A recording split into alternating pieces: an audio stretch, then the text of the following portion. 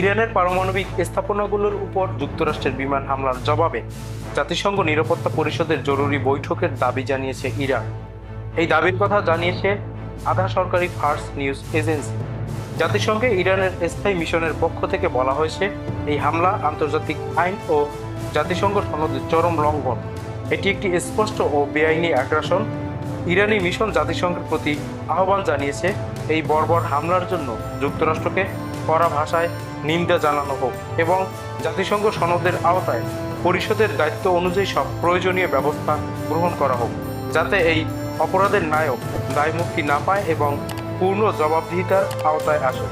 Iran এই হামলাকে সার্বভৌমত্ব লঙ্ঘন, আন্তর্জাতিক মানবিক আইন লঙ্ঘন এবং জাতিসংঘ সনদের 2-4 ধারা অনুযায়ী অবৈধ শক্তি প্রয়োগ হিসেবে চিহ্নিত করেছে। বিশ্লেষকরা বলেছেন, জাতিসংঘ নিরাপত্তা পরিষদের 5টি স্থায়ী সদস্যের মধ্যে যুক্তরাষ্ট্রের ভেটো ক্ষমতা থাকায় সেই প্রস্তাবের অনুমোদন পাওয়া কঠিন।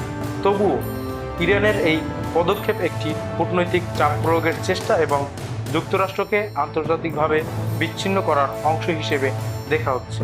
ইরান ইতিমধ্যে ইসলামিক সহযোগিতা সংস্থা ও জোট নিরপেক্ষ আন্দোলনের সদস্য দেশগুলোকে জরুরি বৈঠক আহ্বান ও সমর্থনের আহ্বান জানিয়েছে।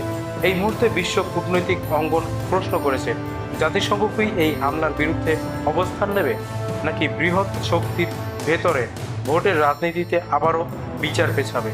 ইরান বলেছে, এই মুহূর্তে নীরবতা মানে অপরাধের সহায়তা। জাতিসংঘ কি বার্তা দেয় তা নির্ধারণ করবে যুদ্ধের পরবর্তী কূটনৈতিক পথ।